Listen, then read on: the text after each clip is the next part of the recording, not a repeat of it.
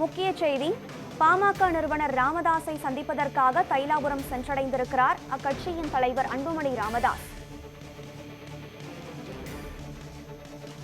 நேற்று நடந்த பாமகவினுடைய சிறப்பு பொதுக்குழு கூட்டத்தில் கட்சியின் மாநில இளைஞரணி தலைவர் பதவிக்கு முகுந்தனின் பெயரை கட்சியின் நிறுவனர் ராமதாஸ் முன்மொழிய, அதற்கு கட்சியினுடைய தலைவர் அன்புமணி ராமதாஸ் எதிர்ப்பை தெரிவிக்க மேடையிலேயே இருவருக்குமான வார்த்தை போர் அரங்கேறியது. இதனையடுத்து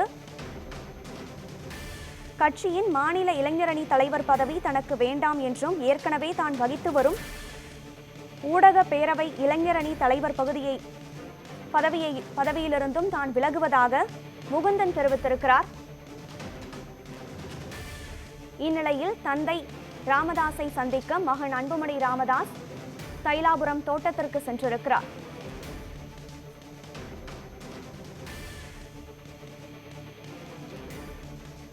நேற்றைய தினம் பாமகவின் சிறப்பு பொதுக்குழு கூட்டத்தில் பாமக நிறுவனர் ராமதாஸ் மற்றும் தலைவர் அன்புமணி இடையே பாமகவின் இளைஞரணி தலைவராக முகுந்தனை நியமனம் செய்வது தொடர்பாக மோதல் வெடித்தது.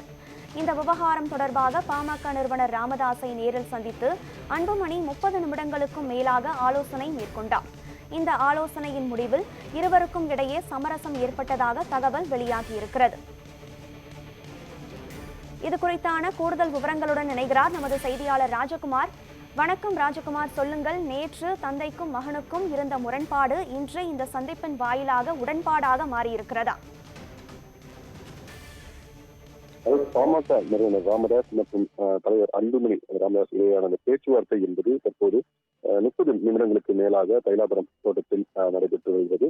இந்த பேச்சுவார்த்தையில் பாமகவினுடைய கௌரவ தலைவர் ஜி.கே. மணி, தலைமை நிலைய செயலாளர் அன்பழகன், முன்னாள் சட்டமன்ற உறுப்பினர் கார்த்திகேயன், வழக்கறிஞர் பாலு, அதே போல பாமகவினுடைய பொருளாளர் திலகபாமா உள்ளிட்டோர் பங்கேற்று இந்த பேச்சுவார்த்தை என்பது அரை மணி நேரத்துக்கு மேலாக தற்போது நடைபெற்று வருகிறது. தமிழக அரசியல் களத்தில் நேற்று பரபரப்பை ஏற்படுத்திய பாமக நிறுவனர் ராமதாஸ் மற்றும் அன்புமணி இடையேயான அந்த கருத்து மோதல் என்பது பெரும் பேசுபொருளாக ஆனது.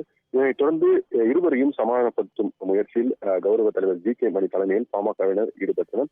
தொடர்ந்து நேற்று மாலை அவர்கள் அன்புமணியையும் அதே போல ராமதாஸையும் சந்தித்து தனித்தனியாக பேச்சுவார்த்தை நடத்திய நிலையில் தற்போது பாமக நிறுவனர் ராமதாஸை சந்திப்பதற்காக தலைவர் அன்புமணி தற்போது தைலாபுரம் தோட்டத்திற்கு உள்ள தனது இல்லத்திற்கு வருகை புரிந்திருக்கிறார். தொடர்ந்து இருவருக்குமான அந்த பேச்சுவார்த்தை என்பது அரை மணி நேரத்திற்கு மேலாக நடைபெற்று வருகிறது. குறிப்பாக இந்த பேச்சுவார்த்தையில் அன்புமணி எதற்காக தான் முகுந்தனை வேண்டாம் என்று சொல்வதாகவும் அதற்கான விளக்கங்களையும் ராமதாஸிடம் எடுத்துக் கூறுகிறார். இருவரும் இந்த பேச்சுவார்த்தையில் உடன்பாடு எட்டப்படும் என தெரிகிறது. கிட்டத்தட்ட அரை மணி நேரத்துக்கு மேலாக இந்த பேச்சுவார்த்தை நடைபெற்று வரும் நிலையில் இந்த பேச்சுவார்த்தையில் முக்கிய நிர்வாகிகள் பங்கேற்று இந்த பேச்சுவார்த்தை என்பது நடைபெற்று வருகிறது. இதனிடையே முகுந்தனுக்கு பதவி வழங்க மறுபரிசீலனை செய்ய வேண்டும் என்ற ஒரு முடிவு இருப்பதாகவும் நேற்றே அவர் அன்புமணி திட்டமாக தெரிவித்தார். தற்போது இந்த விவகாரம் தொடர்பாக ராமதாசுடன் இந்த பேச்சுவார்த்தை என்பது நடைபெற்று வருகிறது. மேலும் ஏற்கனவே முகுந்தன் பாமக ஊடக பிரிவு மாநில செயலாளர் பதவி வகித்து வரும் நிலையில் தற்போது அந்த பதவியில் இருந்தும் தான் விலகிக் கொள்வதாக ஒரு முடிவை அவர் தெரிவித்திருப்பதாகவும், தனக்கு இந்த இளைஞர் அணி பதவி என்பதும் தேவையில்லை என்றும் அவர் தெரிவித்திருப்பதாக ஒரு தகவல் வெளியாகி இருக்கிறது. மேலும் தான் தொடர்ந்து கட்சியினுடைய அடிப்படை தொண்டராகவே நீடிக்க விரும்புவதாகவும் அவர் தெரிவித்திருப்பதால் தற்போது இந்த பாமகனுடைய இந்த பேச்சுவார்த்தை என்பது சுகமாக ஒரு நிலையில் முடியும் எனவும் எதிர்பார்க்கப்படுகிறது.